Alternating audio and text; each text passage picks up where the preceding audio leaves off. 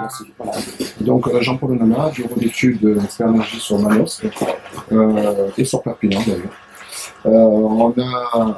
Enfin, ce sujet, on peut le prendre sous différents angles, et c'est assez différents angles, pardon. Et je vais essayer de l'aborder parce qu'en fait, le sujet est rapporté aux entreprises. Donc, on va essayer de faire ce lien-là de la transition énergétique, de la RSE, en fonction justement des comportements, on va dire, d'entreprise. Alors, si on parle de transition énergétique, c'est on va dire, un vocabulaire qui est employé actuellement par les gouvernements pour expliquer que, tout simplement, on va essayer de basculer vers un système de production, notamment, production d'énergie, notamment, puisque c'est la transition énergétique rentre dans une globalité de transition de développement durable, plutôt. Donc du coup, la transition énergétique, elle est principalement faite pour l'environnement, mais elle est faite aussi au niveau économique. Donc derrière, c'est comment arriver à ce qu'une entreprise puisse faire le maximum d'économies d'énergie pour essayer de diminuer ses coûts. Parce qu'en fait, l'idée, c'est bien qu'on va essayer de diminuer les coûts. Je mets de côté la partie environnementale, je pense que les autres intervenants vont bien le développer. Je vais rentrer plutôt sur la partie entreprise et la transition énergétique et le lien avec l'entreprise. Donc, quand je parle de coûts, c'est dans une entreprise, on va dire deux enveloppes, si on peut parler comme ça, une enveloppe fonctionnement, une enveloppe investissement. Donc, l'enveloppe investissement là-dessus, si on parle de transition énergétique, on va essayer de mettre en sorte, enfin en tout cas, des actions vers l'idée de faire des économies d'énergie au travers notamment du bâtiment, mais aussi de ces systèmes de production. Ces machines-outils, en fait, sont l'outil de production. Comment arriver à faire ça? Déjà, par rapport au bâtiment, c'est l'isolation, c'est une chose. Ça, c'est la première, on va dire, économie d'énergie que l'on pourrait faire, c'est-à-dire moins consommer au travers de son bâtiment, mais aussi au travers de son moyen de production. Si je prends par exemple un papetier ou un cimentier, ou bien alors simplement, si on parle de TPE, c'est tout simplement son fonctionnement en éclairage électrique, en machine, c'est-à-dire en fait son photocopieur, tous ces appareils que nous utilise en tant qu'entrepreneur pour faire fonctionner l'entreprise nous coûtent des sous sur la partie énergie. Donc en fait, l'idée elle est là. C'est comment arriver à faire en sorte que ce moyen de production, à la fois bâti et outil, puisse être le moins consommateur possible. Alors, comment arriver à faire ça? Comme j'ai dit, pour le bâtiment, c'est l'isolation, c'est une première des choses. Mais le deuxième aussi, sur le bâtiment et sur le moyen de production, c'est comment arriver à trouver une énergie qui coûte moins cher. Et on va bien se rendre compte, malgré la conjoncture actuelle qui fait que le pétrole a un coût qui est tombé, on va dire, par rapport à la situation actuelle, mais on est bien conscient que le coût de l'énergie va augmenter au fur et à mesure du temps.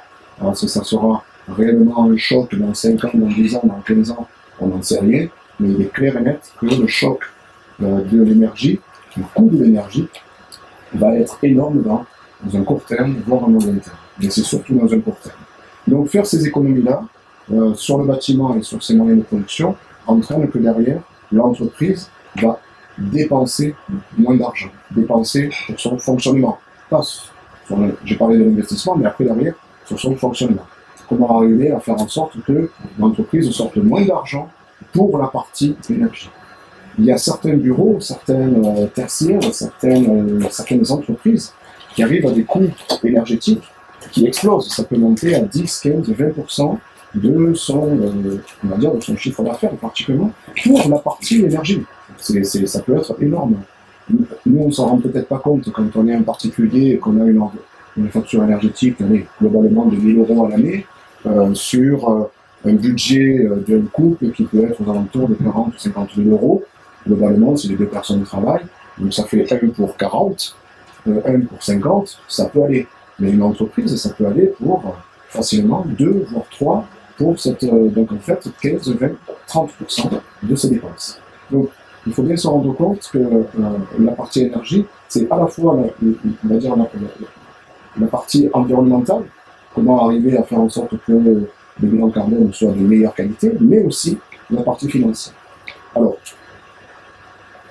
le lien, on voit bien que dans ce sujet, là, le lien est quand même assez proche entre la transition énergétique et la RSE. La RSE, c'est aussi une responsabilité. Alors, on l'appelle responsabilité sociétale, sociale des entreprises, mais dans la responsabilité, dans la RSE, dans la responsabilité sociale et sociétale de l'entreprise, il y a ce volet énergie. Le volet énergie, en fait, il est un petit peu à droite et à gauche. On va parler de transition énergétique, mais en fait, ça rentre dans une transition plus globale qui est le développement durable.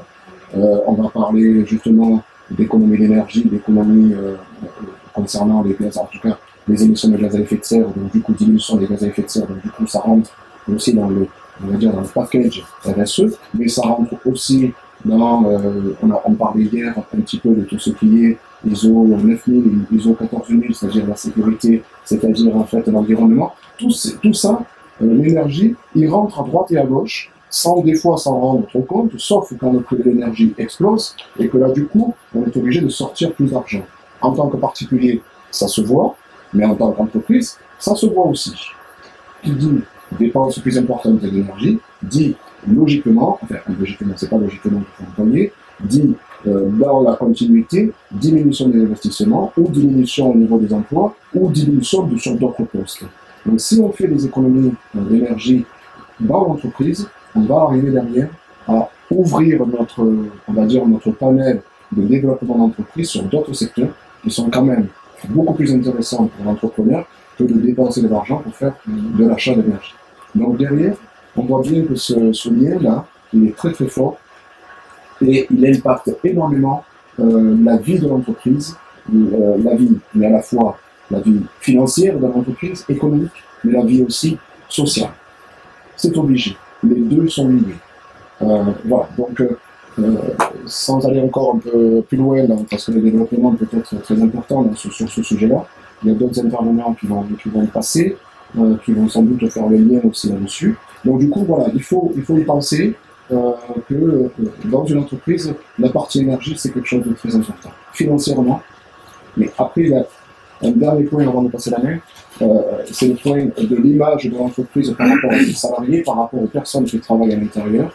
On est bien d'accord que si l'entrepreneur prend des décisions importantes sur les économies d'énergie, sur le comportement qu'il peut avoir à l'intérieur de l'entreprise, évidemment, ça se reporte sur la personne, c'est-à-dire les personnes qui travaillent à l'intérieur, et la chaîne continue, les maillons ne pas casser, pour arriver jusqu'à la maison, et pour dire à un comportement personnel, donc du coup, qui est, parce qu'on passe quand même énormément de temps dans une entreprise, donc le comportement personnel va être impacté obligatoirement et positivement, donc du coup, sur la vie des personnes qui travaillent, et ils vont reporter obligatoirement chez eux ce que, à la limite, à l'entreprise, il est en train de vivre. Faire attention à l'éclairage, faire attention à la veille des appareils, parce que la veille c'est important, on ne se rend pas compte, mais une petite lumière rouge sur un appareil, c'est le consommateur, etc., etc. Et il va peut-être dire à ses enfants, bon, c'est souvent l'inverse, c'est les enfants qui disent aux parents, fais attention à la lumière, fais attention aussi, fais attention à là. On parle d'électricité, mais c'est la même chose pour l'eau ou pour d'autres fluides, usage de la maison ou de l'entreprise.